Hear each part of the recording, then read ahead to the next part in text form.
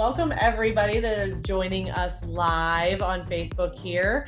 My name is Linzee Soprani. I am the owner of Soprani Consulting. We are the top recruiting and consulting firm in the country for all things real estate. And I'm here with my lovely co-host, Christy Belt-Grossman, who is the CEO of Ops Boss Coaching, the ultimate resource for training and coaching for real estate's op bosses. So welcome everybody. We're super excited today, and I'm actually going to let our guests introduce themselves to you, but we have Felicia and Sabrina, and they're going to tell you who they are, why they're here with us, and the companies that they run. So I'm going to kick it to you guys real quick. Explain that to us. Okay. Well, I'm Felicia Keith Jones, and I own High Mark Distillery and High Mark Barrel House. And I'm Sabrina. I run a distribution company in Northern Nevada called Sauvage. We're a small distribution company that supports smaller brands.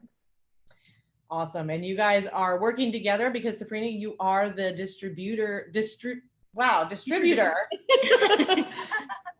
Correct. Of the distillery. Too many D's coming out of my mouth. So we're really excited to have you. And what we're going to do is we're going to have Christy take you guys through the quick fire questions so that we can get to know you a little bit better here. Awesome. I'm so excited. It's so fun to have people outside of real estate. So we're excited to get to know you. We're going to go through quick fire real quick so our audience can know a little bit about you before we dive in. So how many years have each of you been in business? I personally have been doing distilling for 9 years, 9.5. Yeah. Yep. And distribution, chain management, about 14. That's a long time, I would imagine, in your industry. It is. It is. And then how many years have you been working together? Almost 3. Almost 3, yeah, correct. Awesome. And then we like to talk profits on our shows. So year one profit and what you expect for this year's profit. Okay. Mine's a little different. So all funding goes, and I funded it 100% myself. So all funding goes in the front end of your business. And net profit, the first year that we were in business, usually it's in the hole. And luckily, we were net profit $11,000. So what that meant was it was so tiny, but every staff member got a giant chocolate chip cookie as their thank you that year. That's all we could afford. So. Oh, that's awesome. Yeah, but making a profit year one is an accomplishment. Especially for a distillery. Yeah, you don't hear that very often. You hear usually they're in the hole for 3 or 4 years. So hey, hands off to you. Awesome. And then what do you expect this year? Okay. For the last, let's see. We'll do gross revenue we went by quarter because in Alaska, we're just starting up in Reno. In Nevada, in Alaska, we have such a heavy tourism industry that you're usually going by quarters because it's so fluctuating. So gross revenue for the summer quarter, so quarter 2 was $358,000. So if you equated that to a year of gross revenue, it should have been, well, it will be $1.432 million if you're using all 4 quarters. Awesome. And then Reno is just starting. So we have no gauge on that yet, but we know that Reno and Vegas are very thirsty. So that's good. Very thirsty. I bet they are. Let me tell you, I live right outside of Washington, D.C. We're very thirsty too. Yes, you are. Good job. Yes, you are. Yeah, I was actually in D.C. for a conference last year, and it is amazing how many bars and restaurants are there. Yeah, it's pretty crazy. Yeah, crazy town. This is what we call it. Okay, so how many people, I'm not familiar with your industry very much. So how many people are on your team? How many people do you work with or lead? Okay, in Alaska for the summers, we're a team of about 4 to 6 people, depending on what if we're in production or not. That's what I should say. And then for Reno, for our small building here, and we're actually sitting in it right now, we will be a team of 6. And then when we get the new building finished and built, we'll have about a team of 20 plus members on our team. Awesome. And then what about you, Sabrina? For me, we have 2 warehouses, one in Reno, one in Vegas. We're about 11 in Reno, including the drivers. We're about 24 in Vegas. Cool. Okay, awesome. Perfect. That gives us a little frame of reference. Okay, and then we'd like to take, one of you would take, like, what's your morning routine? And one of you tell us, like, how do you prep for tomorrow? Okay. Morning or prep? I'll do morning. Will you? Okay. Well, mine's kind of the same, but yeah, okay. Go ahead. I think for me, for morning, I'm a big mantra person. So I get up, I snuggle with my cute little dog. That's like a morning routine that I don't miss. We watch a little bit of the news, and in the shower, believe it or not, I have a mantra that I say to myself every day, and it's basically getting ready for the day. Get up, wake up, enjoy your day, fight, be strong, you know, beat the competition. So those are things I say in the shower. And then I just happen to drive through a wildlife reserve every morning to work. So that's my relaxing part of my day. So I really try to start my day with, like, you know, some excitement, and then like some power, and then, you know, some relaxation, because our workday is full of, you know, you have to jump to this thing, and then you have to hurry up and wait. I love that. I'm a big believer in affirmations too. Yeah. So you're getting your energy right before you go into the day. Yeah. I'm trying to amp myself up and then calm myself down, and amp myself up, calm myself down. Like alcohol. Yeah, exactly. Felicia, what about you for how you prep for tomorrow? Okay. Let's see. I just do the miracle morning in the morning, but I kind of tweaked it myself. But for prepping for the next day, let's see. I kind of did it by the week. So on Saturday afternoon or Sunday night, I write out all the details and projects, and I put them into my Rich Life Planner, which is one that Matt Atchison put together. And so good. This was my first year to use it. Before that, I kind of made it up myself, but honestly, that thing has been a game changer, if anyone wants that tip. And then review for the next day. So I review before bed, so I know what's coming, fewer surprise attacks. So I try to be proactive, not reactive, by looking at my phone calendar, also reviewing what's on the Rich Life Planner, like what's coming up for the entire week and month. And then during the day, I still go old school. So I have a to-do list, and I write it out on sticky notes. And I don't know if it's like the reward that I like. I don't even think it's that. I think it's just a habit, but I like checking things off, and I'm like, yeah, woo, we're getting through it, because there's a lot some days. And, you know, sometimes you have 5 sticky notes, but you're like, yeah, I threw 3 out. I got that done. So yeah. Good. I like that. I like that. No surprise attacks. That's awesome. Okay. So what book impacted you the most? Either one of you or both of you. Okay. Jump on this one. Right now, I think I have 2 that are, well, maybe 3. Okay.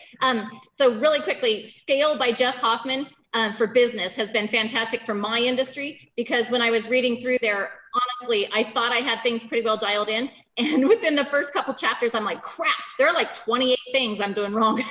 Not wrong, but that could be improved, I guess, is how he would word it. But yeah, so working on those. And then one of my all-time favorites that just is dear to my heart, I guess, because it just lays out my whole life in there, is the Alaska Bootlegger's Bible. And it's by Leon Kanaya. And it just has humor in it, but it also shows old school, like how things were done back in the day before everybody had fancy equipment, and yeast that would do the work for you, and you add enzymes, all this stuff. It was like, back in the day, this is how we did it. And I love that. So it really makes it so that anybody can understand the industry. It's not just all, you know, industry jumbo gumbo that you're talking about. And then for personal, for my family finances and making it a legacy for my boys and our entire family, my absolute favorite right now is What Would the Rockefellers Do by Garrett Gunderson. That's a great book. His entire program is cool. So that one I'm kind of definitely dialing in. That's a goal for this year, to clean up some of those. Those are good. Those are books nobody else has mentioned, all 3 of those. So that's fantastic. Sabrina, is there anything you want to add on there? I think for me, I come from a very, very, very male-dominated industry. It's very common for me to walk into a room and I'm the only female. So the book that was inspiring to me was Lean In by Sheryl Sandberg. You know, also inspiring in her book, when I was making the move to go from a very large distributor to a startup distributor and work on that, it was a very scary thing for me to do, because the big machine is easy. So I knew there were going to be a ton of challenges moving. So from her transition from like Google to Facebook, she was in that same kind of industry situation. So it was pretty inspiring when I made that move, and it helped with my confidence making that move. I love that. That's awesome. I think a lot of us can relate to that. Okay, last 2 questions. How many streams of income do you each have? Okay. One of them is murky, so I'm not sure if it's a 3 or a 4. So I would say confidently that I have 3 streams of revenue. Maybe one of them counts as 4. And then I am ready to go ahead and add rentals back into my portfolio, because had those for 17 years, loved them. They were always fourplexes. And then decided that managing those properties up in Alaska, and living in Reno was quite the challenge. So why not go ahead and cash those out and invest those into my own business for the startup down here. So ready to now find the right property. That the Linzee Soprani team can help you with that, no matter what state you're in. Wonderful. I'm interested. How many streams of income for you? I'm probably at about 4 right now. Distribution, real estate. I actually rehab old motorhomes. That's something that I made a lot of money on this year. And then I also do some seamstress work, and I do some jewelry, which is very unique. It's something I've always done on the side. So friends have wedding dresses they want me to fix or whatever. And oh, how cool. But it's more of those last 2 are more of hobbies. I just happen to make money. She makes costumes for Burning Man. That is so cool. I do. I make those big fur coats that glow in the dark, and I make like the leather belts, and I do so like awesome. Who knew? Oh my God, you guys are too cool. We should make you wear that. That's super fun. Okay, so the last question before we dig into the real stuff is, what's your superpower, or what is the other person's superpower? Whichever one you want to answer. Well, I can definitely say hers. Hers is hospitality, taking care of people, kind of getting people to focus a little bit in that situation and have a good time. And I'd have to say for Sabrina, probably she's an expert at communication. Like there's not anybody that she doesn't seem to connect to on some level, and then bring them into the fold so that they feel like family by the end of the day, which is rare. It's very rare. I love people. And it's delightful. So, I love people. That's my favorite thing. Like you guys are our smiliest guests so far. This is awesome. So for those of you who haven't listened before, we chat with entrepreneurs and their shotgun leaders on this podcast, inside and outside real estate, about what adds to the leadership formula, what subtracts, what divides, and most importantly, what multiplies your results. So we talk about things like, how does the entrepreneur find their one, and how does the one choose the visionary to partner with? And we're going to let Linzee dive into the meat of the show with some good questions. Yes. Well, so walk us through, guys, how did you come together? You know, obviously it's been about 3 years now, but what did you see in each other that drew you together as partners? Shall we say how we met? Yeah. We met at a bar. Yeah. That's awesome. I love it. Water, by the way. Christy did that last week for us too. I actually had a wine glass with water in it last week. They didn't believe me that it was water though. It's just more fun to drink out of a fancy glass. It really is bottled water. It's too early in the morning for anything else. Yeah. But anyway, Taft and I had flown in from Alaska, and we were really looking at the Reno area to move my company here, and trying to decide, you know, like, we knew that we wanted South Reno to live in. What was that neighborhood going to look like, and trying to get a feel for everything. So we were honestly out at it was a brew tap house. It was my neighborhood bar. Yeah, which was lucky. Because and so anyway, we just met this bubbliest, coolest chick that was sitting there, and she knew all about beers because Taft enjoyed that, and we were talking about that, and then snow machines, which of course is snowmobiling everywhere else. Yeah. And she'd been to Alaska, so we just connected on all kinds of levels, and we both have crazy, crazy curly hair. Yep. So we just hit it off right away, and then realized, holy smokes, we're actually in the same industry on different levels. So I have the distillery, we make the stuff, we have to sell it. Sabrina sells it all. So that was interesting that we met up that way, and we've just been fast friends ever since, and working together on different projects. Did you guys partner in business, like how soon after that? I think probably right away. It was pretty quick. Yeah. And were you looking for people to partner with at that time, or was it? For me as a distribution company, I'm always looking. She mentioned that she was going to bring a distillery to Northern Nevada, and I didn't have a local distillery in my book. So I think that was very desirable for me. And then she also makes a product called Applejack that is delightful. It's very delicious. It goes good with our community, and it's a beautiful product. And I was excited to bring it in. It would be something I would buy for myself on the shelf. So I think that was a good fit at that point for me. For her, I think she was looking for a distribution company, but I'll let her answer that. Yeah. So distribution companies, unless they're extremely large, do not cross state lines. So we knew that coming from Alaska, we already had our distribution company there. What were we going to do once we got to Nevada?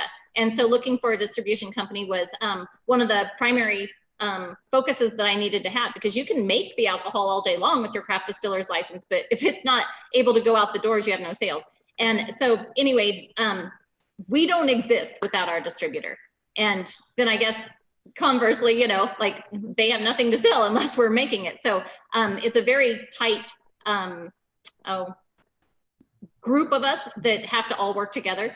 Right. And Sabrina was with a different company at that time, and it was a very large company, which was almost a deterrent, because we had gone with a very large company up in Alaska. And so I was like, you know, you get lost in the shuffle. Like if you're not, get lost in the buck. If you're not one of the big brands, then you're going to be hidden. And then when Sabrina took the leap and went with the smaller, more elite, higher end company, I was like, oh my gosh, this is fantastic, because now we'd already started working together. This is going to be even better. So yeah, it was a good fit. Yeah.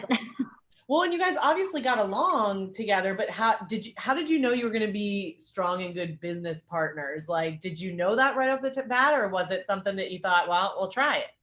Well, something her and I talk about all the time. And I remember calling her one day and saying, you know, I don't know if it's the distillery or if this is the business, but we're going to do something big together. I just have this like ingrained feeling that we're going to do something really big together. And, you know, this is our first venture together. It seems like it's going well. Yep. And we're excited about it. So we just enjoy being around each other and working together. So I think intuition. And it's not every day that you find someone that kind of aligns with your philosophy in life. And Sabrina's not afraid to go big, and she's not afraid to dream large dreams and implement the steps that need to take place so that you can achieve those. And so we work together for the distillery and distribution into things, and then on the flip side, we also get together to mastermind with each other, and like the different pillars of what we believe in. So, you know, the faith, you know, spiritual, physical, like how are we going to build the rest of our lives? And some of those cross over, and some of them are just personal for our own two families. But it's worked out nicely to have someone locally that really was a powerhouse and a big thinker as well.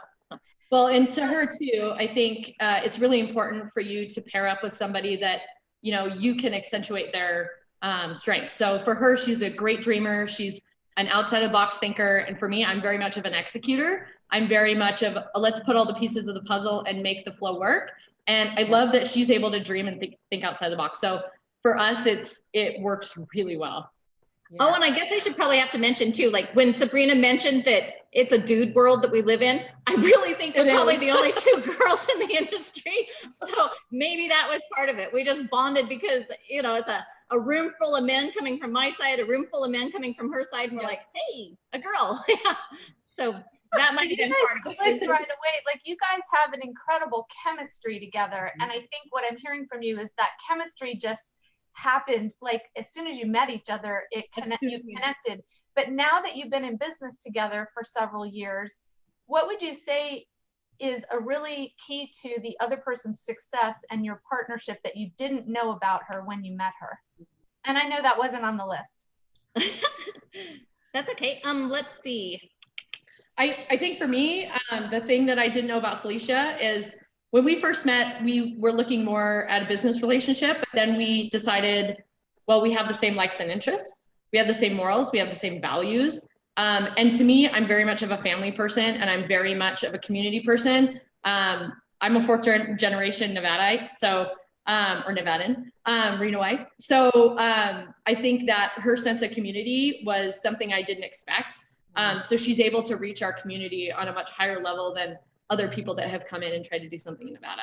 So that is a massive value to me, and I didn't expect that. So that would be the most important thing for me, I would say. What about you? Oh, cool. Well, coming from Alaska, it's all about community because you have hardly any people and you have a huge state. So I think that was already ingrained in how I was doing business. So that was a natural. But for Sabrina, honestly, I have to say that she is a wealth of knowledge in the field. And that helps so much because in the spirits industry, it's an age-old industry of how you produce, usually. And then when you're trademarking things, it's down to 1,000th of a second when your trademarks go through. Like, it is so quick. And it seems like in the industry, everybody gets the same idea at the same time. Now, who's going to race to the market and get it, you know, trademarked and theirs first?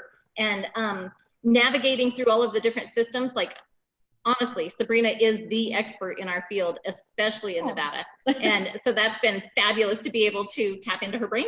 And then, like she had said, you know, being a 4th generation Nevada girl, anything that seems to pop up, like we might need help with something, or, you know, it's she just makes one phone call and it happens. And that's what I'm able to do in Alaska for the business, because we lived there for so long. And so being able to have Sabrina as a resource for that, you're not always the new girl. So that was lovely, honestly. You guys say, so like, out of the two of you, is Sabrina, are you more the person that like has the details buttoned up and is kind of leading that side of things? And then is that the case? So I would say we definitely take turns on some details. On the distribution side, absolutely. I have to make sure all the dots are in a row. I'll ask her the same questions 5 or 6 times just to make sure that we have the same alignment. So I just want to make sure that things, you know, flow really well. Getting a product from the apple to the shelf is so much work, and doing the presentations with some of the major retail buyers, it's challenging. And I think for me, just setting up those meetings, getting that locked down, making sure the presentation goes good, setting up the presentation, setting the setup sheet. I mean, it's exhausting, but I'm good at that. So that's what I do. So I think that's what makes me help the smaller guys actually get to the shelf. That's what's important. Do you guys, what is your strategy, maybe a communication strategy, or how you meet or how you discuss to make sure that you're going the same direction and have the same priorities, since you kind of have 2 separate companies and yet you're working together with a shared vision? But sometimes one person's going this way and one's going that way. How do you get on the same page? Okay, well, mine's all about production. So I have a very strong relationship, like really good friends with all of our farmers and our orchard growers, and everybody that's down in the dirt. Like, you know, we're first level of getting things from off the trees and out of the field into the bottles. And so anything production is totally my world. And then let's see, working together on that, we've had numerous, and often we meet together for strategic marketing plans and strategic label design, brand development, innovation, products, ideas. I mean, you name it. And we'll text each other, hey, I got a great idea. Or just if you're somewhere and you see a bottle label that you really like, you're like, what do you think of this? You know, should we update? Because I had to go through an entire update of our brand and our logo and because it was so heavily created, everything was created in Alaska. That doesn't always transfer over so well to a new market. And then making us ready to be throughout the United States and then have international sales as well was an interesting challenge. But without Sabrina's knowledge of what's trending in the marketplace now, what is coming next, what, you know, the look we have right now, how can we adapt that without throwing everything away? Because our original customers are very loyal to what we created in the beginning, and I love that. And we didn't want to throw everything away. We just wanted to add on and update. And so, okay, so an example is we had a fat bottle. Fat bottles aren't your friend, because the truth is that people that are pouring out of the bottles, those don't fit their hands. We never thought of that. So I picked what was cool and pretty. And, you know, and like for the moonshine, it was rugged and tough, and it was hearty. Well, hearty doesn't work for a girl that's trying to make, you know, she's a mixologist trying to make cocktails, or a guy that is double fisting everything, you know, to pour. Never thought of that until Sabrina brought it to my attention and was like, you know, if you went with this bottle instead, you can still get the high end look, but you're going to make it more compatible. The other thing that was really interesting is that those fat bottles, we were taking up shelf space for like 1.5 bottles. It was hard to place us, you know, like if you're Jack Daniels, you can go ahead and buy that extra shelf space and it's not going to harm you. But if I had to go ahead and buy that extra shelf space, that's a waste of money, and it's not going to sell for us. So we needed to fit in the category of when they're placing it on the shelves for the liquor stores. We were too big. So who knew? That was interesting for me to find out. Yeah. Think of it as like real estate on a shelf. Yeah, we had the wrong real estate. Yeah, we had an apartment building that needed to go in and we were taking up the space of a mall. I love that. Well, and so it's interesting when Sabrina would bring those things to you, was it just automatically trusting, like she knows better? Or was there like, did you guys have to like come to a place where you trusted each other and everything in that, with that? Does that make sense?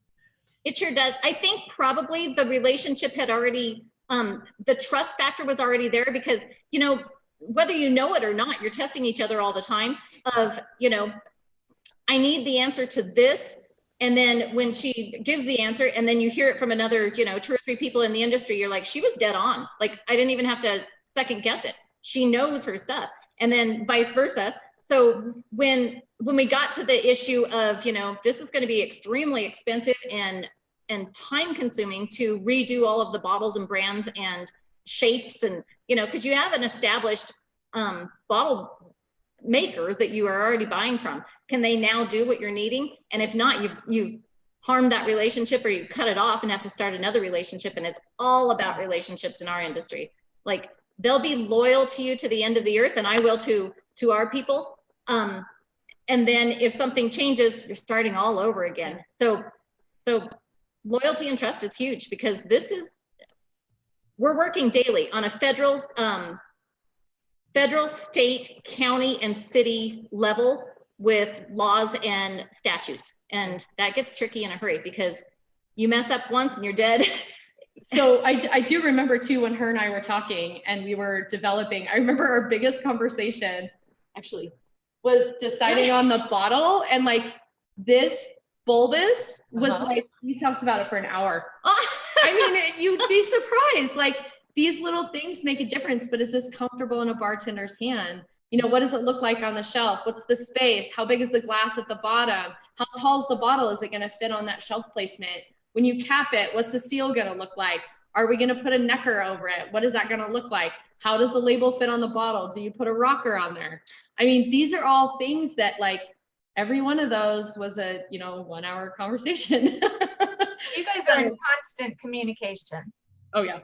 Yeah, even though hers is an industry of its own. Distribution is huge. And then, you know, the distillers, we're all separate companies, but having that communication constantly is how you make sure that growth happens. We're constantly giving each other feedback too, constantly, but we appreciate it. What does that look like? Explain. Yeah. So I think actually perfect example, when we were setting up our items in our system, we were talking about pricing. So we started off with, what do you want the price to be on the shelf? And then we worked the example backwards. So you reverse engineer the entire project. Correct. As we're, you know, all the way to what's in the bottle. I mean, it's very, very, very tedious, but, you know, we gave her feedback of, you know, this is what the competition's price is. This is where I would like that price to be. This is the discount we need to give if somebody buys 3 cases instead of 1 bottle. And then I say, I appreciate that. However, we're going with all organic. Yep. So my growers can't grow at that price and sell it to me. I'm going to have to go a little bit higher.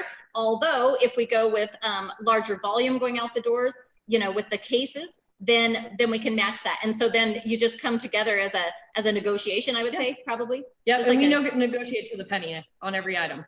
So, it is to the penny. Yeah. Well, that's amazing. And I know Felicia like has a big vision of where, you know, what she wants. I've seen that with her. And at some point we'll talk about the foundation that she's involved in too. But, you know, walk us through, like, how did you learn that, Sabrina? Like, how did you kind of get to know her and her style? Or was it all communication? Because I loved in the beginning, it was that you were like the best communicator. That's your superpower. Like, was it all just pulling that out of her?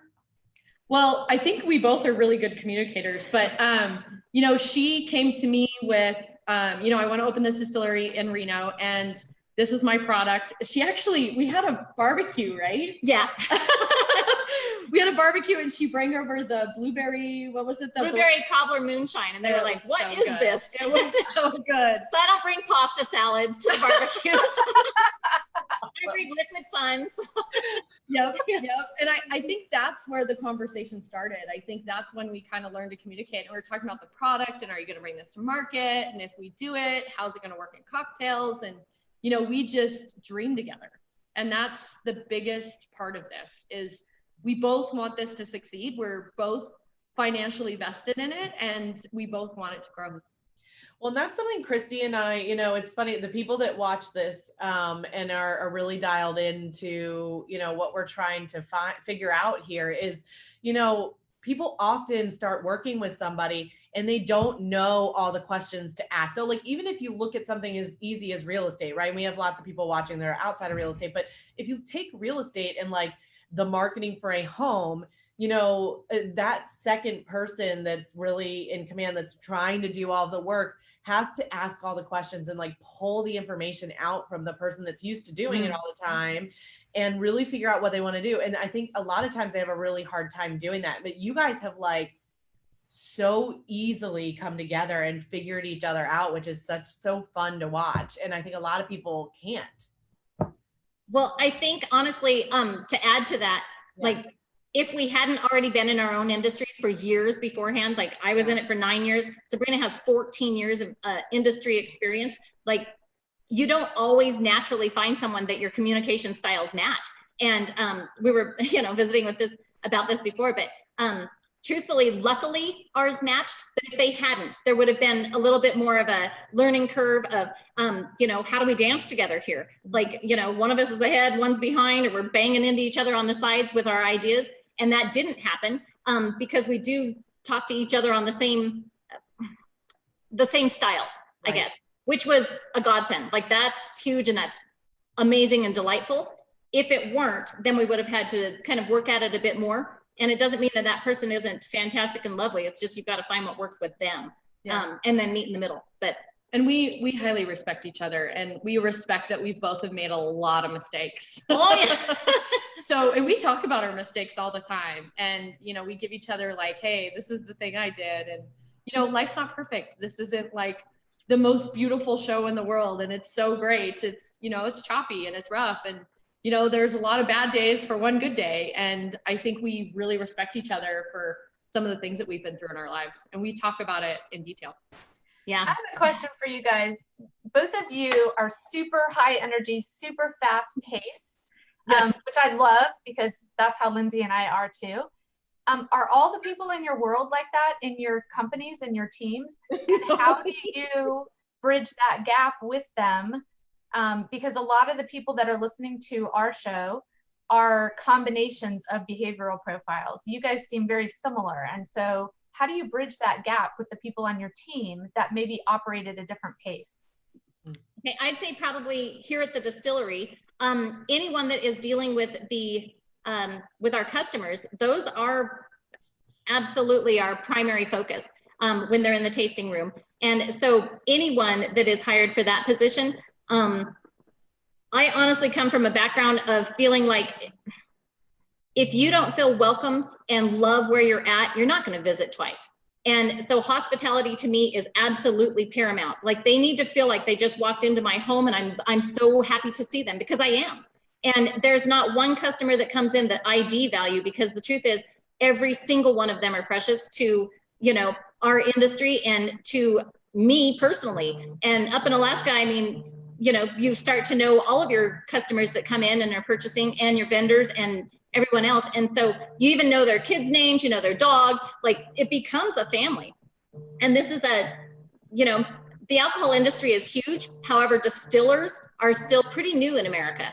And so we all are a pretty close-knit group that also know each other. Of course, you're competing, but it's a friendly competition and you're really, truly cheering each other on in the background because Europe has it dialed in. Other countries definitely do. And America is still on the learning curve of getting to the forefront of making distilling kind of a normal thing to do with the higher end spirits and bringing in our own, weird ingredients and our cool farmers that we're tapping into with different grains that they can grow and all kinds of different things. So to get back to your question, in the tasting room, I look for three things. So they need to be hungry, happy, and healthy. mentally too. I mean, I'm not just looking at physical, that is a wonderful bonus. If they're not mentally healthy, then they cannot give the best of themselves to the customers every day. How do you do that? What stands out? How do you deem that they're mentally healthy? What does that look like for you?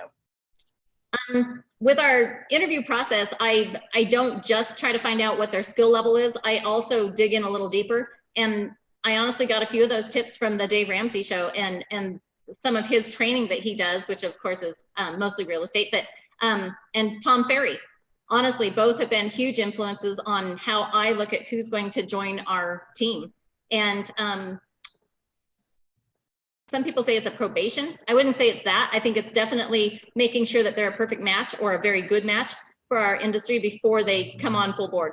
So what kind of questions are you asking them in the interview process to determine, are you hungry, happy, and healthy? Like, do you have certain questions you're asking, or are you vetting that in their references? Like, what does that look like? I sure do. So references are nice. However, I want to know firsthand from that person what they're really thinking and who are they, you know, with their morals and their background, and just kind of give different scenarios of like, how would you problem solve this? And it might be a question of, I don't know, I can't even think of an example right now, but if someone came in and needed a refund and you know that they, I don't know, that's a bad example. So any difficulty that might come up and you're having to work with a customer that is not a positive, how do you change it into a positive? And I wouldn't lead that way. I would just ask them, how would you deal with that person? And then kind of see what they say. Another one that, a question that I've asked numerous gentlemen, and it always takes them off guard, I guess, because it's kind of more on the fluff side, is if you were not standing in the room, how would you want your friends to talk about you? You know, what are some words that they would use to explain who you are? And that kind of gives me an idea of like character and morals and such. Who do they want to be? And when someone says, you know, I just want them to say that I'm a good guy, you know, I'm always a good guy. I'm like, you know, that has value. Like they care that they are giving their all every day. And then different problem solving questions that are basically distillery, very dialed in as to the procedure and the process, because I need to know that they're coachable too. If they come in as a know-it-all, that's fantastic that they know how to distill. However, are they going to be able to be coached to do it the right way and legally? Because sometimes I've had fantastic distillers that before they were ever hired on, they definitely had a background in distilling. Was it legal? Probably not. They had generations of knowledge from their family. Do I value that? Absolutely, because it's like learning to bake a really good pie. You know, grandma knew. So how do you determine in that situation, if that's a common situation, whether they are coachable? Because you can't just say, are you coachable? They'll say yes, right? So what does that conversation look like in the interview to determine that they're coachable? Because we're looking for the same thing, I think, in Sure. any business. Okay, this is going to be really specific, so it's not going to be maybe that interesting. But oftentimes distillers are just totally honed in on, I use to test the proofing. You know, so you're deciding what proof that alcohol is. How do you usually do that? And then if they say, I like to use the hydrometer and the test tube, and then I go ahead and take the temperature, and you're like, those are both correct answers. How do you feel about using the density meter? Have you worked with the Anton Par before? That kind of gives me an idea of if they're going to go to one side and say, you know, I don't really believe in the digital technology and I'm not comfortable with it. Or they say, actually, I've never even heard of that. I'd like to see what that is. Okay, nice. Beautiful. Or if they say, yeah, I've used that often. I actually love it. I prefer it. Then you're like, okay, they've got an open mind as to what else is available in the industry to make our job a little easier and more professional. So. Beautiful. That was a great example. What about you, Sabrina? Because you've got a totally different world. No, so for me, I probably am the cheerleader for my salespeople. They are experts in their field and they have been doing this for a long time. When it comes to merchandisers, I look for people that are eager to learn and pay attention and they stay off the phone. That's probably the number one thing. I look for kind of the culture of how they talk to people in the industry. and how they present themselves. That's more important for me. But most of all, I ask people, what's your hidden talent? Nice. Believe it or not, everybody's got a really unique hidden talent, and that will tell you the passion of the person. That is probably my favorite question to ask in an interview. And I also ask them, what's your dream job? And that says a lot about, those two questions say so much about a person. And I feel like that has really guided me over the last 8 or 9 years about picking people. So I hope I answered your question. Those are good. I'm going to borrow some of those. Yeah, I like that. What's your hidden talent? So what's your hidden talent? I know. That's what I was going to say. What's your hidden talent?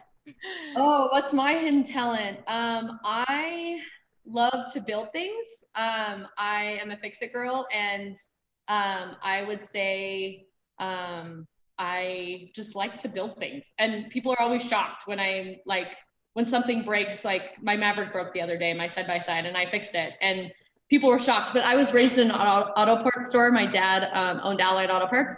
So I have a history of building old hot rods and cars and fixing things. And I rehab old motorhomes. So people are often shocked about that too.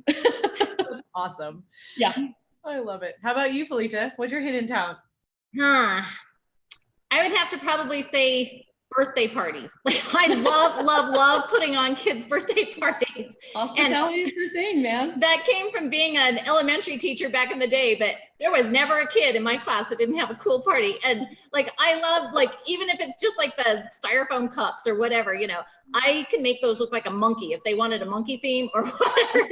I just love the little intricate paper art and the everything that goes with it for a theme. Like I truly love that.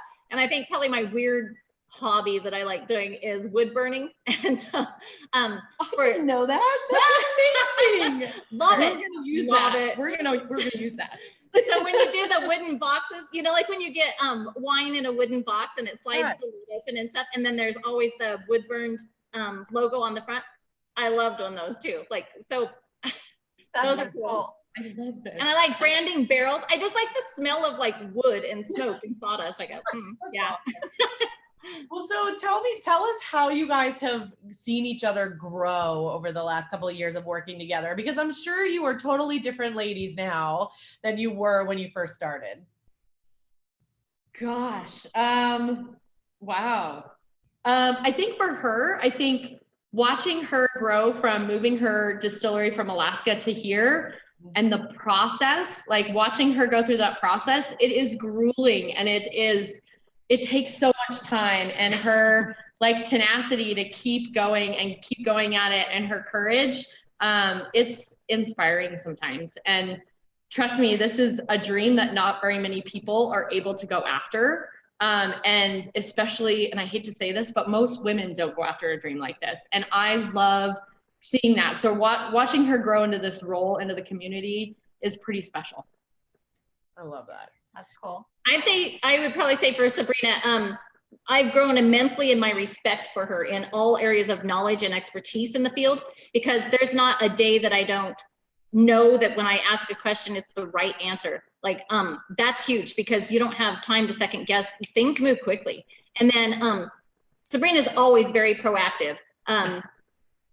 So she also heads off any problems or circumstances that could come about with, I don't know, double booking things, or we had the box issue. Remember, like the moving. Oh, holy Hannah! Yeah. So my glass, I buy American glass only. So my glass comes in a 12-pack, meaning 12 bottles are in there.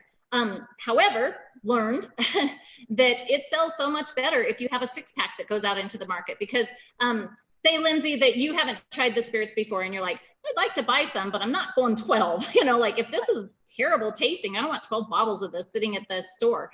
And so, you know, being able to purchase 6 is so much more delightful, and it's more of a, and then Sabrina talking me into, you know, let's do a mixed case also, because that's interesting. And putting so UPCs on the outside of the box. Yes, that was a challenge. So changing all boxing once it comes into our warehouse, putting it down into 2 smaller boxes, and then changing all of those UPC codes. Because when you guys see those little codes at the back, like, I don't know, this is probably lame, but I'll go super close. It's that barcode on the back. The barcode means a lot. That's not just for you to scan at a store. What that means is you now, if you change anything, for that spirit, you have to go back in and get the new barcode and completely update it. So what that is that's the weight of the bottle itself. It's the weight of the spirits in it.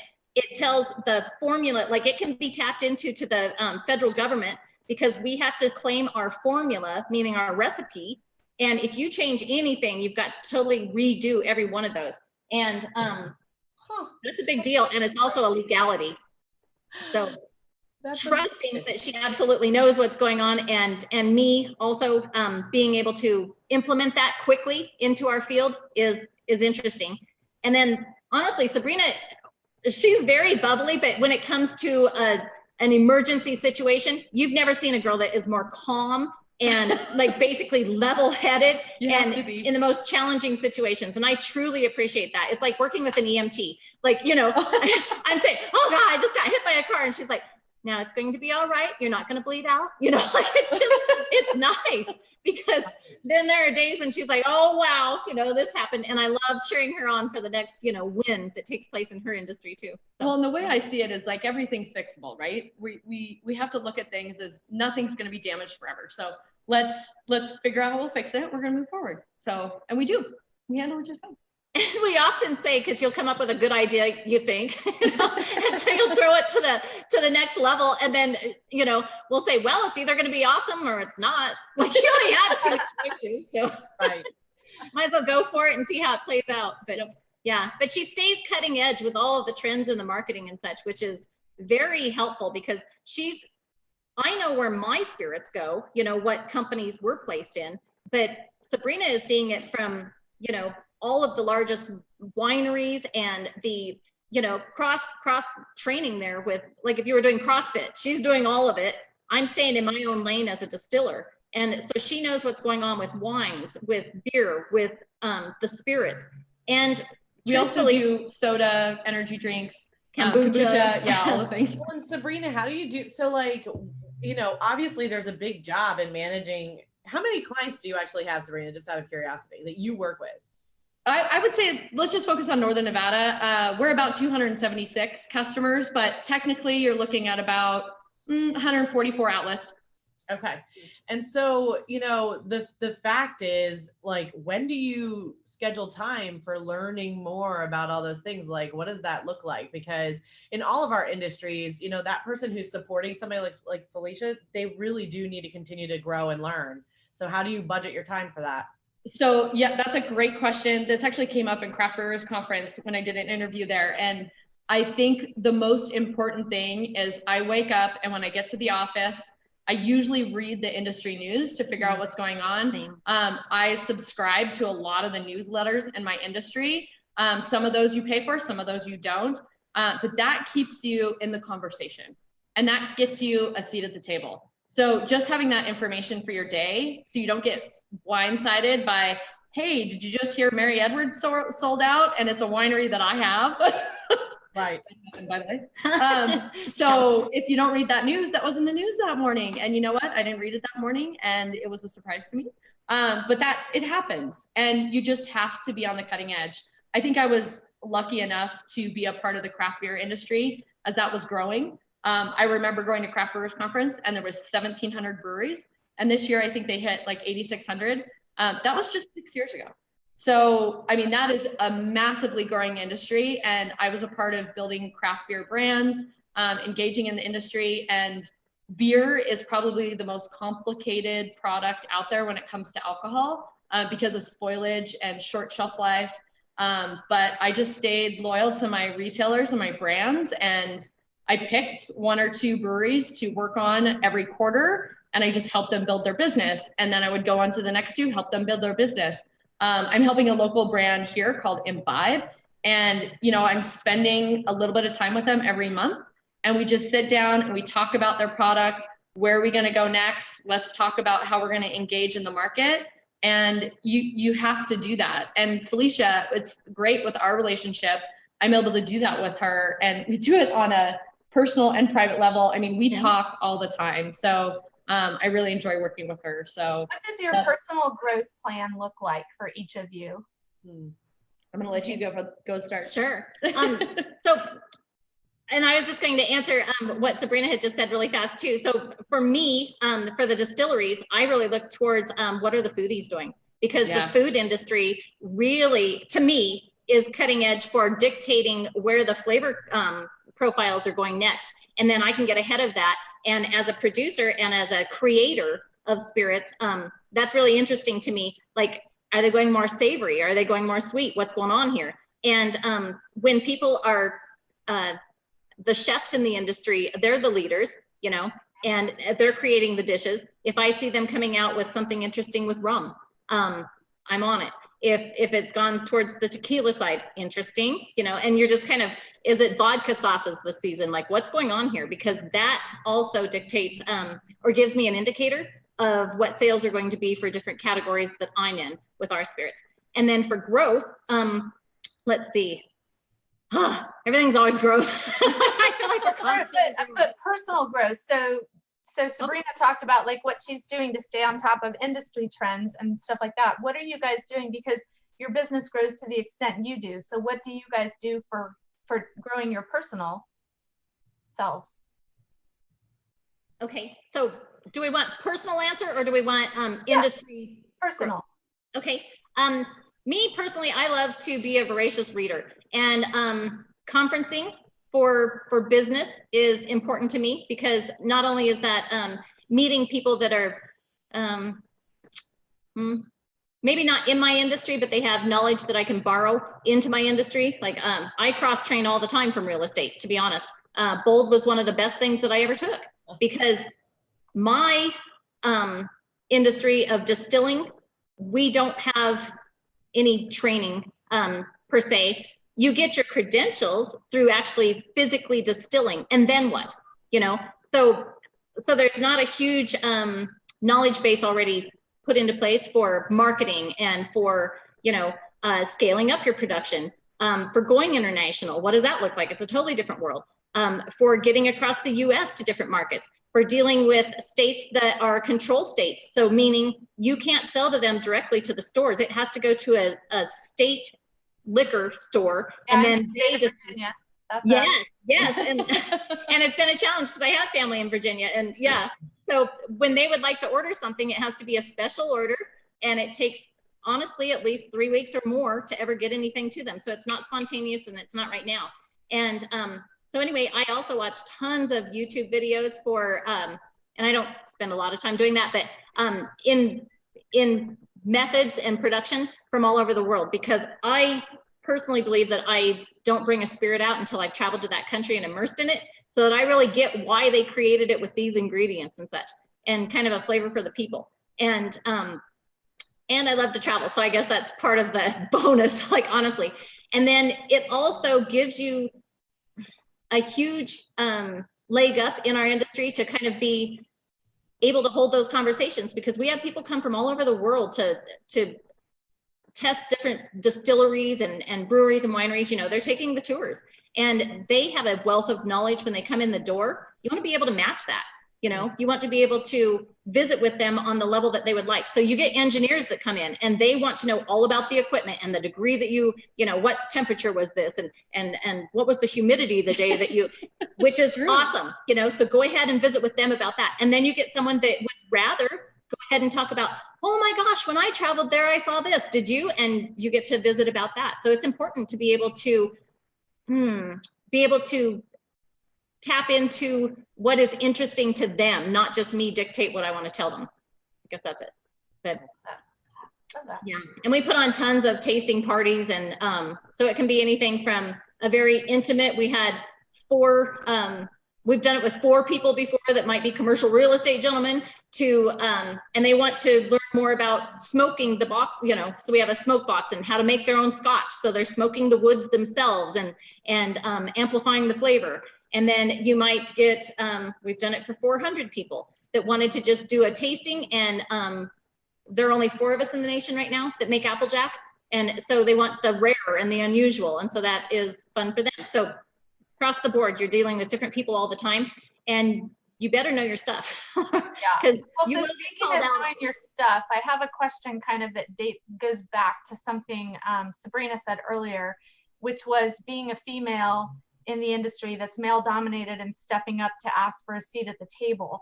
So a lot of people listening to us are sort of the shotgun leaders who have earned the right to step up to the table, but their personality profile may not be as assertive as yours.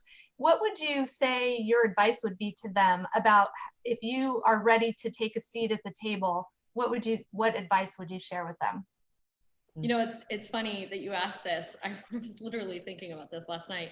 I think my best advice is don't be too eager, be patient, be a good listener. You know, I think it's taken me a long time to get where I'm at when it comes to respecting my industry and having that conversation and having a seat at the table and people asking your opinion. I can tell you it's still not easy, and I can tell you that you have to come to the table with something to offer. And there's so many people that are so eager to be that person that speaks, but find relevancy and find yourself as an expert in your field and be well researched. Be twice as prepared as the guy next to you, because at the end of the day, we're still not there. And I think women tend to get frustrated, but it's part of the path.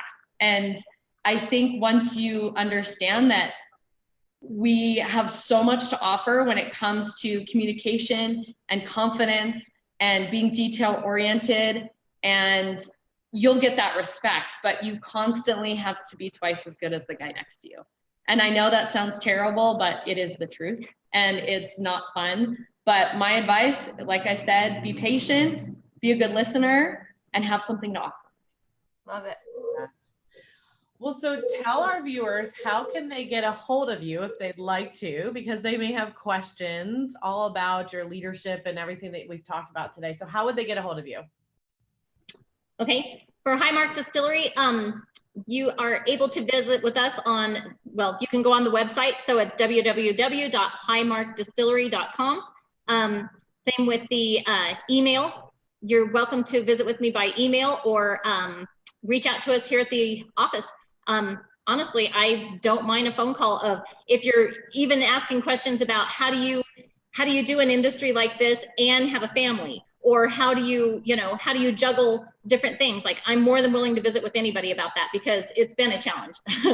And it's always interesting to be in a field also that you may be. So to add on to what Sabrina just said, one thing that I would say for people, if you feel that you're more of a shy personality or you're an introvert, that's not a negative at all. Just go ahead and view yourself differently, perhaps. So view yourself as a pioneer in that field. Like, how are you bringing something different to the industry that you're in? How can you create something new? How can you add on to what's been implemented in a different, unique way? Like, so you don't have to have the over-the-top, bubbly, crazy personality. We happen to accidentally have that, probably from birth. But those that do not, I have seen excel and exceed way beyond capacity for anything that should have been something that a shy person could accomplish, because they took the time to view themselves a little bit differently as the pioneer in their own field, to be the most extraordinary and exceptional in their own lane that they could possibly be. And if it doesn't fit them well, if it's not their love and their desire and their passion, get out, get to a different spot, because you might be rather shy and reserved and conservative if it's not a great fit for you. So maybe, just maybe, you're extremely excited about something else. And I've seen people just come to life and glow when you tap into what they're actually really interested in. And they might have been the shyest person at the dinner table the whole time. But when you tap into what they love, oh man, you see a different side, and it's exciting. Yeah. Yeah. So, yeah. So Facebook, we try to keep up with that. Let's see, Facebook, Instagram, Twitter. I don't Twitter. I've never tweeted a day in my life. I should probably learn. No Twitter, which is the best.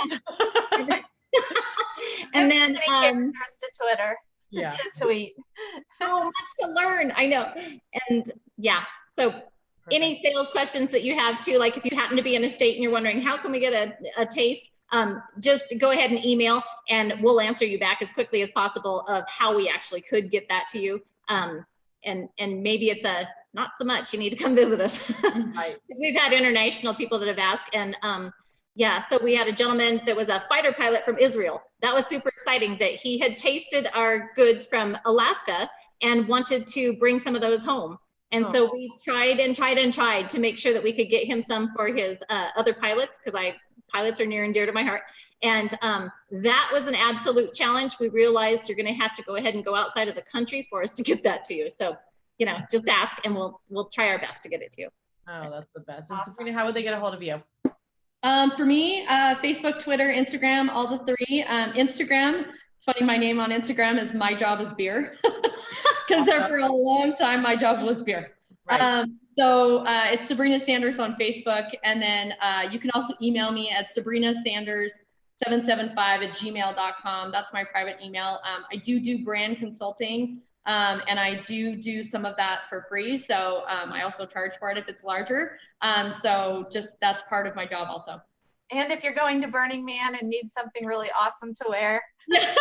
That's your girl. Yeah, I actually sell quite a bit of my clothes at a local place called Junkie. It's a local kind of thrift shop and costume shop. And then I do private design and also tailoring and alterations. I know it's crazy, but I do it for all the weird stuff. Don't bring me a suit. Yeah. Well, you guys, we're so thankful for you spending this time. And I do want to make sure too, because we're going a little bit over, but I just wanted, Felicia, for Fallen Heroes Family Camp, I would love to like put something in here and post that with it, because I know that's near and dear to your heart. So I'm going to grab that, and then maybe at some point we can share some of that at some point too, but I want to respect your time. And I'm so thankful that you guys were on here today.